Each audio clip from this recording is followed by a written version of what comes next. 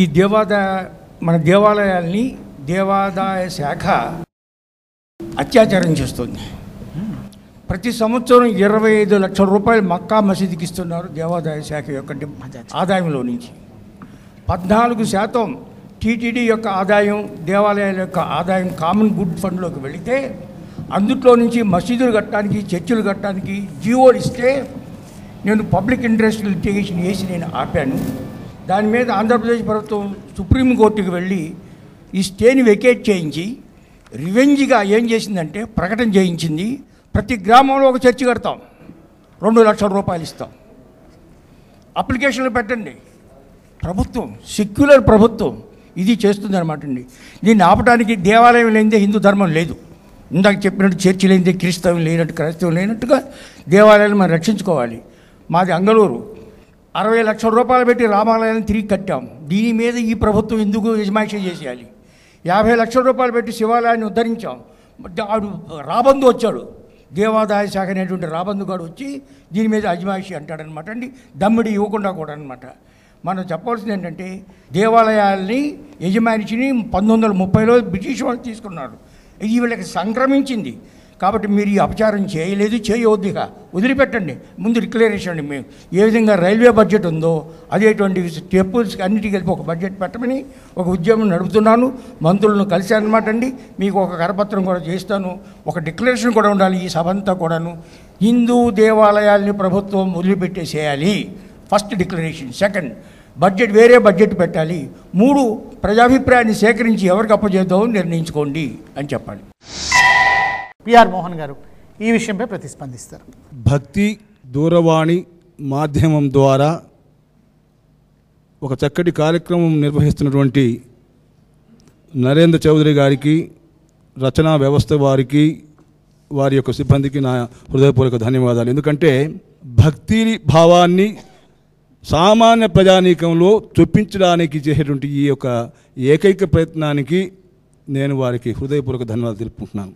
రాజకీయాల్ని చొప్పించి దేవాలయాల వ్యవస్థని భ్రష్టుపరుస్తున్నటువంటి తరుణంలో ఇలాంటి చర్చ జరగడం చాలా అవసరం.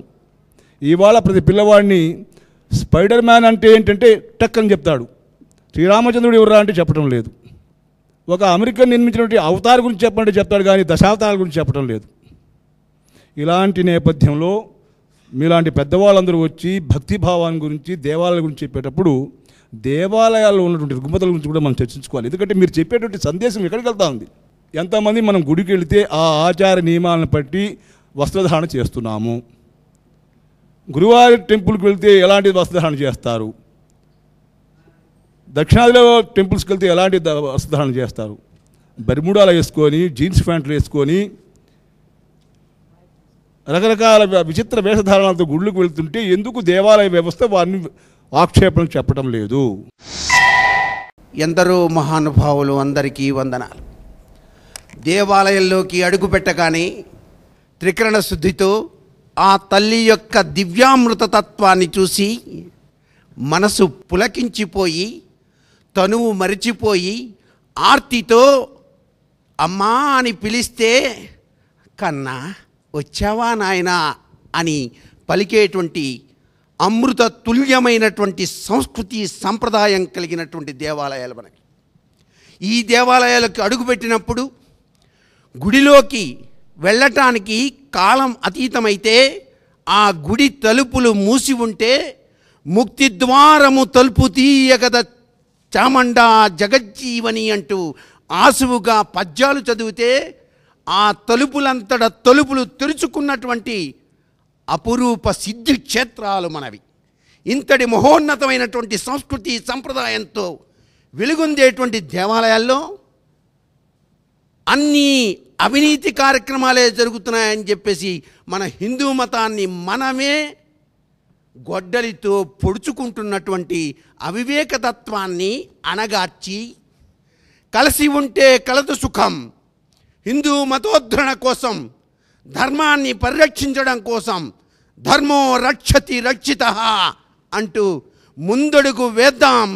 చిన్న పిల్లల దగ్గర నుంచి కూడాను తల్లి కూడాను తన బిడ్డలకు రామాయణం, భారతం, భాగవతంలోని ముఖ్యాంశాలు విశదీకరిస్తూ అమ్మ అమృతతుల్యంలో దాగిన పలుకులు వచ్చి రాని పసిపాపల మాటలు తేనెతేటలై సలుపక వినుల విందులకు చయ్యన వచ్చి కవుంగలించి ముద్దుల నిడి చంకనెత్తుకొని దువుచుచుంచును భాష నేర్పరే తలుపక పాంచభౌతికపు తల్లులే బిడ్డల మాతృరూపిణి. తల్లుల్ని కన్నా తల్లికే, ఈ పాంచభౌతిక తల్లికే ఇంత ప్రేమ ఉంటే ఈ తల్లుల్ని సృష్టించిన జగన్మాతకు, భరతమాతకు, ఈ హిందూ సంస్కృతి సంప్రదాయాన్ని పరిరక్షించడానికి ఆ తల్లికి ప్రేమ ఉండదా? మన హిందూ సంప్రదాయాన్ని పరిరక్షించదా? అందుకే భక్తి ధార్మిక సమ్మేళనం కార్యకారణ సంబంధరీత్యా ఏర్పాటు చేసింది. నరేంద్ర చౌదరి గారి హృదయంలోకి దూరి. అందుకోండి మల్లాప్రగడ వారు, ఈ విద్యా వ్యవస్థ ద్వారా హిందూ ధర్మాన్ని మనం పరిరక్షించుకోవడం ఎలా? ఇప్పటి వరకు మనం ఉన్న తరం ఎలా ధర్మాన్ని ఆచరిస్తుంది, ఎలా ధర్మాన్ని అందిస్తుంది అని ఆలోచించాం. నిజంగా విద్యా వ్యవస్థ తరువాతి తరాన్ని ఎలా కాపాడుకోవాలి. ఇవాళ విద్యార్థుల విషయంలో వివేకానంద స్వామి మాట నాకు జ్ఞాపకానికి వస్తుంది. ఈనాడు విద్యాలయాల సంఖ్య పెరుగుతోంది, విద్యార్థుల సంఖ్య పెరుగుతోంది, విద్య మాత్రం తగ్గుతోంది అన్నాడు ఆయన. ఏనాడో వివేకానంద స్వామి పడిన ఆవేదనది. ఆనాటికి ఈనాటికి ఆ ఆవేదన పదింతలుగా పెరగడానికి కావలసిన వాతావరణమే కనిపిస్తుంది. సాంకేతిక విద్యలో సాధిస్తున్న అభివృద్ధి మీద ఉన్న దృష్టి సంస్కృతిని అందించడానికి కావలసిన ప్రయత్నంలో పూర్తిగా వెనకబడిపోతుంది. ఈవేళ తల్లిదండ్రుల ఆలోచన విధానం కూడా ఎలా ఉందంటే, ఎన్ని లక్షలైనా సరే ఆ యంత్రంలో మన వాడిని పడేస్తే గిరగిర తిప్పేప్పటికి వాడు ఇంజనీరో డాక్టర్ ఇహ చూసుకో అనే పరిస్థితి ఉంటే చాలు. ద్రవ్య సంపాదన మాత్రమే విద్యకు పరమార్థమైపోయిన దుర్గతి వచ్చినందువల్ల సంస్కృతికి పూర్తిగా దూరం అయిపోతున్నాం. ఏది చదువుకుంటే ఎక్కువ సంపాదించడానికి వీలవుతుందో అది చదువుకోవడమే తప్ప ఈ చదువు ద్వారా కావలసిన సార్థకత కోసం మనం ప్రయత్నం చేయలేకపోతున్నాం. మరొక దురదృష్టకరమైన పరిస్థితి ఏంటంటే, ఉమ్మడి కుటుంబాలు పోవడంతో పెద్దలకి పిల్లలకి అనుబంధం పూర్తిగా పోయి కేవలం పఠన పాఠనాలకే పరిమితం అయిపోయాం తప్ప సంస్కృతిని కథలుగా గాథలుగా అందించే పరిస్థితి కూడా మనకు లోపించిపోయింది. ఇది చాలా దురదృష్టకరమైన వాతావరణం. ఇది ఇలా ఉంటుండగా చాలా చిన్నప్పుడే ఇవాళ concept schools, model schools, success schools వచ్చేసినందువల్ల వీళ్ళందరూ పడేస్తున్నాం. తల్లిదండ్రులతో అనుబంధం లేదు, ఆయాలే అన్నం పెడతారు, వాళ్లే చదువు చెబుతారు, తల్లిదండ్రులతో అనుబంధం లేదు. వీడు పెరిగి పెద్దవాడయ్యాక తల్లిదండ్రులు వృద్ధాశ్రమాల్లో పడేస్తారు. అంటే మనిషికి ఇవాళ ప్రపంచం మొత్తంతో గ్లోబలైజేషన్ వల్ల, సాంకేతిక విద్య అభివృద్ధి వల్ల ప్రపంచం అంతా దగ్గరైపోయింది. కుటుంబం దూరం అయిపోయింది, అన్నదమ్ములు దూరం అయిపోయారు, సౌభ్రాత్రం తెలీదు. భారతీయ సంస్కృతికి సంబంధించిన రామాయణ గ్రంథాన్నో, భారత గ్రంథాన్నో, అందులోని కొన్ని కథాంశాలను పాఠ్య గ్రంథాలుగా పెట్టే స్థితిని గురించి ఆలోచించలేకపోతున్నాం. ఇవాళ ఒక లైంగిక విజ్ఞానాన్ని గురించి, ఒక హెచ్ఐవిని గురించి ఒక పాఠ్యాంశం ఉండాలి, సమాజాన్ని రక్షించుకోవడానికి ఇది చాలా అవసరం అని ఆలోచిస్తున్నాం. అది ఎంత అవసరమో నిర్మాణాత్మకంగా ధర్మాన్ని ప్రబోధించడానికి, భారతీయ సంస్కృతికి నిధానాలైన దివ్య గ్రంథాలలోని అంశాలు విద్యార్థులకి తప్పనిసరిగా అందించడానికి కావలసిన ఆలోచన ప్రభుత్వం చేయాలి, సంస్కర్తలు చేయాలి, మేధావులు చేయాలి. ఈవేళ మనం సాంకేతికంగా అభివృద్ధి సాధిస్తున్నామని సంతోషపడిపోతున్నాం. అది సరిపోదు. విద్య కేవలం బ్రతుకు తెరువును చూపించేదిగా మాత్రమే కాక బ్రతుకు యొక్క పరమార్థాన్ని కూడా చూపించేదిగా ఉండాలన్న విషయాన్ని మనం విస్మరించినప్పుడు ఈ జాతి చాలా నష్టపోతుంది. ఇప్పటికే చాలా శాతం నష్టపోయింది. ఇంకా పరిపూర్ణమైన నష్టాన్ని పొందకముందే మేలుకోవలసిన బాధ్యత మనకుందని అందరూ గుర్తించవలసిన అవసరం ఉందని నేను అనుకుంటున్నాను.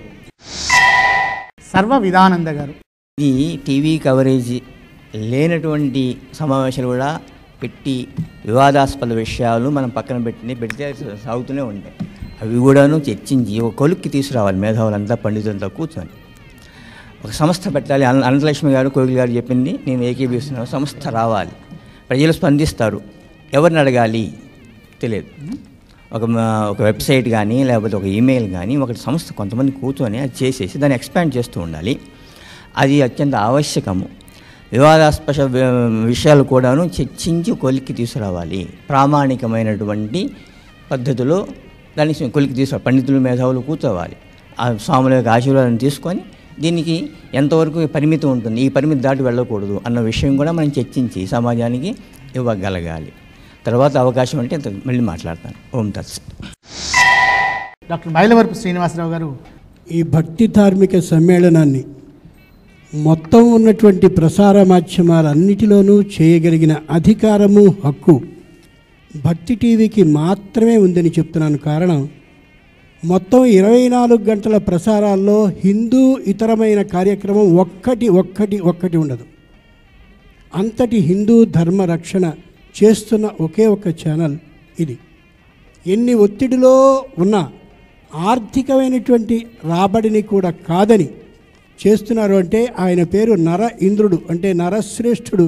నిజంగా నరేంద్రుడే. ఇది ప్రశంస కోసం కాదు, యథార్థమైన వాస్తవ విషయం. నీతి పాఠాలే కాదు, సంస్కృతాన్ని మాధ్యమంగా పెట్టి 1వ తరగతి నుంచి నేర్పిన నాడు మాత్రమే ఈ దేశం యథార్థమైన జాగృతమైన పద్ధతికి వస్తుంది. సంస్కృతాన్ని నేర్పాలి, సంస్కృతాన్ని ఖచ్చితంగా నేర్పాలి. సంస్కృతాన్ని చదివితే తెలియనటువంటి వినయం వస్తుంది. ఒక వ్యక్తి పక్కన ఉండి తనకి సలహాలని సూచన ఇస్తున్నటువంటి అభిప్రాయం కూడా స్పష్టంగా తెలుస్తుంది, అనుమానం ఏమాత్రమూ లేదు. డాక్టర్ కుప్పా వెంకటకృష్ణమూర్తి గారు ఐసర్వ్ అనే ఆర్గనైజేషన్తో మన సమాజంలో ఉండేటువంటి ప్రధానమైన లోపాల్లో పెద్దలు సమాధానం చెప్పలేంది, పిల్లలు మాటిమాటికి అడిగేది మూఢాచారాల గురించి. ప్రతి ఆచారాన్ని గురించి కూడా మూఢంగా ఉంది అని చెబుతూ ఉంటారు. దానికి ఏదన్నా ఎవరన్నా పెద్దలను అడిగి ఓ రామాయణంలోంచినో వేదంలోంచినో ఓ మంత్రం ఏదో ఉదహరిస్తే అది కూడా మూఢాచారమే అనేస్తాడు. అయితే దైవ కృప వల్ల విజ్ఞాన శాస్త్రం పెరుగుతున్న కొద్దీ కూడా విజ్ఞాన దృష్టితో కనుక నిజంగా పరిశోధన చేసి పరిశీలించి చూస్తే మనకు ఆచారాలుగా సంక్రమించిన వాటిలో 199 పాళ్ళు అన్నీ కూడా వైజ్ఞానిక సిద్ధమైనటువంటి ఆచారములే అని నిరూపణ అవుతోంది. ఈ విషయాలు మన పెద్దవాళ్ళకే తెలియవు. మనలో ఉండేటువంటి ప్రతి ఆచారము కూడా ఒకానొక వైజ్ఞానికమైనటువంటి విషయాన్ని మనస్సులో పెట్టుకుని ఆచారంగా రూపొందించారు తప్పితే ఏది మూఢాచారంగా రూపొందించలేదు. ఇవి వైజ్ఞానిక అంశాలు తప్పితే మతాంశాలు కాదు. ఏ మతం వాడికైనా సరే, ఏ దేశం వాడికైనా సరే ఈ వైజ్ఞానికాంశమే కనుక దాన్ని ఎవడైనా సరే అనుసరించవలసిందే, అలాగే అనుసరించవలసిందే, దాంట్లో మార్పు చేసింది వీల్లేదు. చేస్తే ఎవరికి నష్టం? నీకే నష్టం. ఈ విషయాన్ని మనం ఎక్కడ చెప్పాలి? విద్యాశాలలో చెప్పాలి. విద్యాశాలలో చెప్పాలంటే ఇవి మన విజ్ఞాన శాస్త్రంతో పాటు వైజ్ఞానిక అంశాలుగా ఇవి పాఠశాలలో చేరాలి, మతాంశాలుగా కాదు. విద్యా విధానంలోకి వచ్చేటప్పటికీ విద్యా విధానానికి ప్రధానమైనటువంటి విద్యకి ప్రధాన ప్రయోజనం అంటే జీవితంలో సమస్యలు వచ్చినప్పుడు వాటికి పరిష్కారాలు కావాలి, మనకి సరైన సమాధానాలు అందించాలి. ఆ రకమైనటువంటి విజ్ఞానాన్ని ముఖ్యంగా మన పురాణ ప్రవచనం చేసేవాళ్ళు, మన మత ప్రవచనం చేసేవాళ్ళు వాళ్ళ యొక్క పురాణ విజ్ఞానంతో పాటు ఈ పురాణానుబద్ధమైనటువంటి ఆధునిక వైజ్ఞానిక అంశాలను కూడా మనసులో చూపించుకోవాలని మనవి చేస్తున్నాను. పాఠశాలల్లో కూడా ఇవి ప్రవేశించాలని కోరుకుంటున్నాను. నమో నమః.